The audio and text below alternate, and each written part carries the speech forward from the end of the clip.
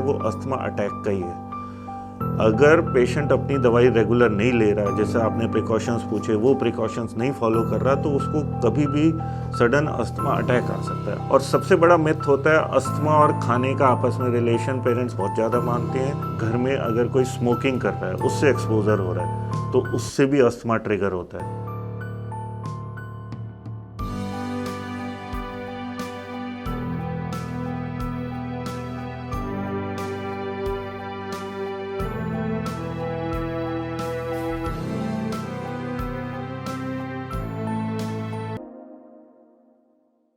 मैं doctor Manish Gupta, senior consultant paediatrician, Jaipur golden hospital में। देखो, एलर्जी मतलब बॉडी में किसी भी प्रोडक्ट से, किसी नेचुरल चीज़ से, आर्टिफिशियल चीज़ से एलर्जी है, उससे उसकी बॉडी, इंसान की, बच्चे की बॉडी रिएक्ट करती है। और अस्थमा मतलब लंग्स की, फेफड़ों की एलर्जी। तो अस्थमा एक एलर्जी का पार्ट है, बट सारी एलर्जी बॉडी में अस्थमा नहीं है। उसको स्किन की एलर्जी भी होती है, पेट की फूड एलर्जीज़ भी होती हैं, आइज़ एलर्जीज़ भी होती है। तो asthma is one type of allergy. देखो, सबसे इम्पॉर्टेंट है कि अस्थमा एक एलर्जिक बीमारी है, वो इन्फेक्टिव बीमारी नहीं है। तो जब अस्थमा के सिम्टम्स कॉमन क्या होते हैं, बच्चों को बार बार खांसी होगी, साल में 3-4 बार खांसी होगी, और नॉर्मल खांसी जो 4-5 दिन में ठीक होती है, अस्थमा की खांसी ठीक होने में 10-15 दिन, 20 दिन भी लग जाते हैं। और सबसे इम्पॉर्टेंट है, इन्फेक्शन की खांसी में नॉर्मली फीवर होता है, अस्थमा की खांसी में नॉर्मली फीवर नहीं होता है ना। और अस्थमा के साथ थोड़ा ब्रीदिंग डिफ़िकल्टी, सांस लेने में मुश्किल ज़्यादा होती है। नॉर्मल वायरल इन्फेक्शन की खांसी में सांस लेने की तकलीफ़ ज़रूरी नहीं है होगी, और उसमें कम होती है। तो ये मेनली डिफरेंस होती है। और अस्थमा वाले बच्चों में बाकी एलर्जीज़ भी, स्किन एलर्जी, आइज़ एलर्जी ज़्यादा होती है। प्लस अस्थमा की एलर्जी नॉर्मली उन फैमिलीज़ में होती हैं जिसमें ऑलरेडी फादर, मदर या किसी और मेंबर को भी एलर्जी है, जहां डॉक्टर सस्पेक्ट करते हैं कि अब बच्चे को चांसेस है कि वो होना। और बिल्कुल सही जाएँ तो साल में अगर 3 बार से ज़्यादा बिना बुखार की खांसी और सांस की तकलीफ़ हो रही है, तब अस्थमा का सस्पिशन होना बहुत ज़रूरी है। नॉर्मली ये 1 से 3 साल में शुरू होता है। 7 से 8 साल तक तो बच्चों में अगर अस्थमा शुरू हुआ तो रहता है। 8-10 साल पे लगभग 40 से 70% बच्चे अस्थमा आउटग्रो कर जाते हैं। उनका अस्थमा काफ़ी हद तक नेचुरली कंट्रोल हो जाता है। ये आपका बिल्कुल सही ऑब्जर्वेशन है कि पिछले 20 से 40 साल में वर्ल्ड में अस्थमा के केसेस बढ़े हैं। उसका मेन कारण है कि वर्ल्ड में जैसे जैसे इन्फेक्शंस कम हो रहे हैं, नॉन इन्फेक्टिव इलनेसेस हो भी रही हैं और आइडेंटिफाई भी हो रही हैं। डॉक्टर्स की, पेशेंट्स की अवेयरनेस भी बढ़ी है कि ये खांसी इन्फेक्शन की नहीं, ये एलर्जी की है। दूसरा, जो अर्बनाइजेशन है, हमारा इंडोर लिविंग है, एयर कंडीशन में लिविंग है, तो एक्सपोजर टू एलर्जेंस बढ़ा है। एक जो अर्बन पॉपुलेशन है, जिस तरह हम कहते हैं दिल्ली में एयर पॉल्यूटेंट्स लेवल बढ़े, पीएम लेवल बढ़े, तो चाइना में बढ़े, तो ये इन पॉल्यूशन से भी अस्थमा के चांसेस बढ़ते हैं। तो इस वजह से आजकल अस्थमा ज़्यादा होता है। खासकर ये जो चेंज ओवर सीज़न होता है दिवाली के आसपास, आपका सितंबर से लेके नवंबर के बीच, और फिर वापस चेंज ओवर जब होता है, सर्दियों से गर्मियाँ आती है, मार्च से लेके मई के बीच, उस दौरान अस्थमा ज़्यादा होता है। बिकॉज सर्दी से गर्मी आना, गर्मी से सर्दी आना, इस चेंजेस में अस्थमा ज़्यादा होता है। इसमें देखो, अस्थमा वाले जो हमारे रूटीन पेशेंट्स हैं, उनको 2 तरह के हम डायग्नोस करते हैं। एक होता है पेरिनियल, एक होता है सीजनल। तो जो सीजनल अस्थमा है, जो बीच में ठीक रहता है, 2 महीने ही होता है, तो उनको उस सीज़न में पहले से हम कहते हैं 15 दिन पहले अपनी दवाइयाँ शुरू कर दो, और उस दौरान 3 महीने लो, और उसके बाद ठीक है तो आप बंद कर दो। तो ये प्रिकॉशन लेना, और प्लस उस दौरान थोड़ा आउटडोर कम जाना, क्योंकि आउटडोर पॉलन ग्रेन्स ज़्यादा होते हैं। शाम को आप जाओगे बाहर, पॉलन एक्सपोजर बढ़ेगा, तो उससे आप कम बाहर जाओगे, इंडोर रहोगे, तो वो प्रोटेक्शन होगा। जिनको सीजनल नहीं होता, उनको तो अपनी दवाई बिल्कुल रेगुलर लेनी है। सबसे बड़ी बात अस्थमा में ये दिक्कत आती है कि पेशेंट्स थोड़ा ठीक महसूस करते हैं, अपनी दवाइयाँ रोकने की कोशिश करते हैं। तो मेरा सबको सजेशन ये है कि दवाई डॉक्टर के कहने पे रोकें, या कम करें, या बढ़ाएं। और जो डॉक्टर आपको एडवाइस दे रहा है, अपनी दवाइयाँ रेगुलर ले, उससे लॉन्ग टर्म अस्थमा बिल्कुल कंट्रोल में रहता है। बिल्कुल, ये आपने बिल्कुल बहुत अच्छा सवाल पूछा, क्योंकि अस्थमा में जो मेजर रिस्क है वो अस्थमा अटैक का ही है। अगर पेशेंट अपनी दवाई रेगुलर नहीं ले रहा है, जैसे आपने प्रिकॉशंस पूछे, वो प्रिकॉशंस नहीं फॉलो कर रहा, तो उसको कभी भी सडन अस्थमा अटैक आ सकता है। अटैक में क्या होता है, सडनली उसकी सांस की नलियाँ नैरो हो जाती है और उसको सांस की डिफ़िकल्टी हो जाती है, और कई बार इतनी ज़्यादा होती है उसको हॉस्पिटल ले जाके एडमिट भी करना पड़ता है, इवन आईसीयू में भी ले जाना पड़ता है। तो किसी भी आप अच्छे अस्थमा डॉक्टर के पास जाओगे तो वो आपको 2 तरह की दवाई लिख के देता है। एक आपको लिखता है कि ये दवाई आपको रेगुलर लेनी है, जो कंट्रोल मेडिसिन होती हैं, जो 3 महीने 6 महीने चलेगी। एक वो अस्थमा एक्शन प्लान होता है, वो देता है कि जब भी अटैक होगा ये आपको इन्हेलर उस दौरान इमरजेंसी में 15-15 मिनट पे 3-4 बार ले लेना है, उससे तुरंत वहाँ कंट्रोल हो जाएगा। तो आपको वो अपनी इमरजेंसी दवाई घर पे रखनी है, और बच्चे को सडन होगा तो वो दवाई देने का तरीका डॉक्टर से सीख के रखना है, उससे बच्चा उस अटैक से बचेगा और मेजर प्रॉब्लम अस्थमा की बचेगी। कि एलर्जीज़ जो होती हैं बॉडी में वो काफ़ी लंबा चलती हैं, तो अस्थमा भी एक तरह की एलर्जी है।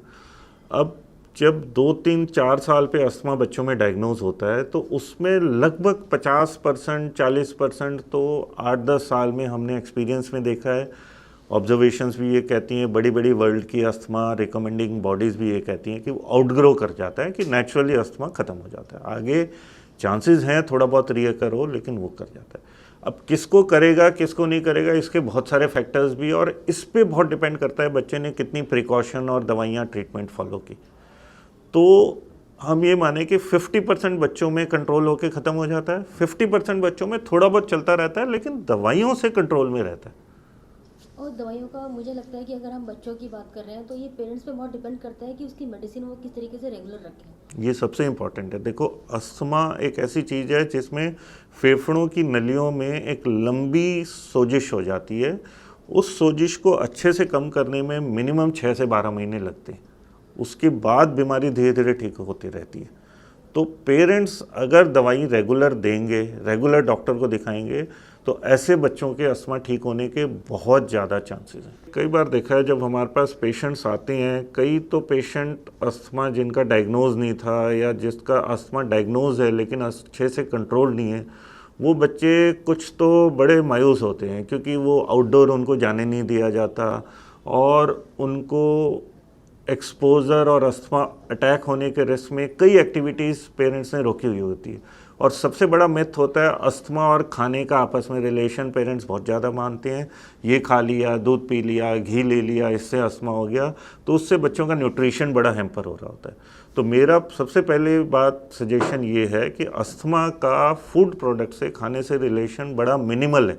अगर आपका डॉक्टर आपको कह रहा है पेशेंट्स के पेरेंट्स को कि ये नहीं खाना है तो ठीक है, अदरवाइज़ आप खाने पे कोई परहेज मत करो, घर का अच्छा नेचुरल खाना दो। देखो, डायरेक्टली अगर आप कहो तो पब्लिक में बहुत ज़्यादा मिथ है कि एलर्जीज़ में, अस्थमा में ये नहीं खाना वो नहीं खाना। डायरेक्टली कोई ज़्यादा रिलेशन नहीं है। अगर डॉक्टर कुछ पर्टिकुलर ऑब्ज़र्व कर रहे हैं, उन्होंने डायग्नोज किया है कि इस चीज़ से एलर्जी हो रही है, तो डॉक्टर का एडवाइस है तो रोको। अदरवाइज़ जो कॉमन मिथ है कि दूध, घी, दही, चावल ये कफ में, एलर्जी में नहीं देने हैं, ये मिथ ही है। ये सब आप दे सकते हो, कोई प्रॉब्लम नहीं है। हाँ, जंक फूड अवॉइड करना है जनरल बेटर हेल्थ के लिए, और अच्छा न्यूट्रिशियस डाइट आपको देनी है जिसमें कि आपका वेजिटेबल्स और फ्रूट्स ज़्यादा हो। प्रोटीन इंटेक बढ़ाने के लिए आपको दाल है, बेसन है, दूध है, सोया है, एग वाइट है, फ़िश है, ये ज़्यादा लेना है। इसलिए उसका ये नहीं है कि ज़्यादा खिलाने से बहुत ज़्यादा फ़ायदा होगा, लेकिन एक हमें बैलेंस डाइट रखनी है। कुछ वेजिटेबल्स भी लेना है। अगर पेरेंट्स मतलब उस फैमिली में नॉनवेज खाया जा रहा है तो आपको एग और ये लेना है थोड़ा थोड़ा, लेकिन ऐसे एक्सेस में लेने का ज़्यादा फ़ायदा नहीं है। वो अवॉइड करना चाहिए। डॉक्टर एडवाइस करता है कि इन चीज़ों से डायरेक्ट कोरिलेशन डॉक्टर ऑब्जर्व करता है, और अगर साथ में कुछ फूड एलर्जी है और डॉक्टर कह रहा है कि इन चीज़ों को नहीं लेना है, तो आप डॉक्टर के एडवाइस पे उनको अवॉइड करो, और 6-6 महीने में फिर डॉक्टर उनको चेक करेगा कि अब एलर्जी चली गई है, तब जब वो एडवाइस करे एक लिमिटेड अमाउंट में उन चीज़ों को लिया जाए। अस्थमा में जो कॉमनली ट्रिगर्स हैं, एक तो आपने कहा जिस तरह धुएं से, स्टीम से, कहीं भी चीज़ का धुआं, कहीं पे घर में, आज भी गांव में कई जगह अंगीठी वगैरह यूज़ होती हैं, तो वहाँ देखा गया उन बच्चों को अगर अस्थमा है तो हमारा पहला एडवाइस यही होता है, आप अंगीठी बंद करके गैस यूज़ करिए, उससे काफ़ी फ़ायदा होता है। प्लस घर में अगर कोई स्मोकिंग कर रहा है, उससे एक्सपोजर हो रहा है, तो उससे भी अस्थमा ट्रिगर होता है। प्लस अगर बच्चा आउटडोर जा रहा है और उसको पोलन एलर्जी है तो वहाँ पोलन से अस्थमा ट्रिगर होता है। और सबसे जो कॉमन हमने देखा है ऑब्जर्वेशन में और स्टडीज़ में, हाउस डस्ट माइट होती है। घरों में जो हमारे नॉर्मल बेडशीट्स में, कारपेट्स में, सोफ़ा अपहोल्स्ट्री में, कर्टन्स में डस्ट माइट्स होते हैं, है ना, डस्ट में रहने वाले छोटे छोटे कीड़े होते हैं। ऑलमोस्ट 30-40% एलर्जी अस्थमा और जुकाम में वही होती है। तो उसका प्रिवेंशन सबसे ज़्यादा इम्पॉर्टेंट है। नहीं, अस्थमा के पेशेंट्स में हम बिल्कुल मना करते हैं कि आप घर में कारपेट्स मत यूज़ करिए और मिनिमम अपहोल्स्ट्री रखिए, जिस तरह बड़े बड़े कर्टन्स हैं, ये हैं। और रेगुलर आप अपने बेडिंग्स को, बेडशीट्स को, पिलोज़ को एवरी संडे सनलाइट दिखाएं और वैक्यूम क्लीन करें। इवन ऐसे जहाँ ज़्यादा एलर्जी है आपको डस्टिंग भी, वेट मॉपिंग करनी चाहिए। अगर आप झाड़ू यूज़ कर रहे हैं तो वो डस्ट हवा में उड़ के और एलर्जी कर। सबसे बड़ा रोल है पेरेंट्स का कि वो अपने डॉक्टर से अस्थमा की बीमारी बच्चों में जो हो रही है उसके लक्षण, उसके उपाय और उसकी केयर समझें और समझ के एक पॉजिटिव पेरेंटिंग के उदाहरण पे, एग्जाम्पल को, मॉडल को फॉलो करें। पॉजिटिव पेरेंटिंग का मतलब है आप मेडिकल एडवाइस सही लीजिए और बच्चे को एक पॉजिटिव थिंकिंग दीजिए कि बेटा ये एक बीमारी है, कि लाइफ में कोई भी एक बीमारी होती है, हम उसको सही टाइम पे इलाज करते रहेंगे, टोटल इलाज करेंगे तो ये कंट्रोल हो जाएगा। तो बच्चों को एक पॉजिटिव कॉन्फिडेंस देना बहुत ज़रूरी है। और सबसे इम्पॉर्टेंट रोल पेरेंट्स का है कि बच्चों को सही टाइम पे दवाई दी जाए। बच्चों की सफिशेंट दवाई घर पे मौजूद है। अस्थमा की दवाई कई बार हमने फॉलो किया है कि 2 महीने की दवाई होती है, दवाई ख़त्म हो जाती है, 15 दिन तक दवाई आती नहीं है, दवाई का गैप आ जाता है, फिर से बीमारी बढ़ जाती है। तो पेरेंट्स का काम है दवाई रेगुलर अवेलेबल रखें और ये मेक श्योर करें कि दवाई अपने सामने बच्चे को या बच्चा खुद ले। ऐसे लोग आते हमने जॉइंट फैमिलीज़ में देखा है कि एक बच्चे को डायग्नोज हुआ तो दूसरे बच्चों के जो पेरेंट्स हैं, कज़न्स हैं, उनको ये बड़ा डर और ये रहता है कि ये बच्चे आपस में खेलेंगे तो इसको भी अस्थमा हो जाएगा। तो मेरा सब लोगों को ये एडवाइस है कि ये समझे कि अस्थमा एक एलर्जिक बीमारी है, ये इन्फेक्टिव बीमारी नहीं है, ये कम्युनिकेबल नहीं है, एक बच्चे से दूसरे बच्चे को नहीं फैलती है। कुछ जेनेटिक प्री डिस्पोजिशन या उनका जेनेटिक मेकअप ऐसा होता है कि उन बच्चों को अस्थमा होता है और आगे लंबा चल सकता है। तो आपस में खेलने से कभी अस्थमा नहीं फैलता और फ्री होके अस्थमा वाला बच्चा नॉन अस्थमा वाले बच्चे के साथ खेल सकता है। ये फोकस चैनल है और इस पे बॉडी केयर प्रोग्राम आता है जहाँ पे बच्चों की हेल्थ केयर और बीमारी के बारे में डिस्कस किया जाता है। और मेरा सब आपको सजेशन है कि आप ये प्रोग्राम देखते रहिए और जो भी आपकी दुविधा, प्रॉब्लम्स हो बच्चों की हेल्थ लेके, वो आप पूछ सकते हैं, हम आपको एडवाइस करते रहेंगे।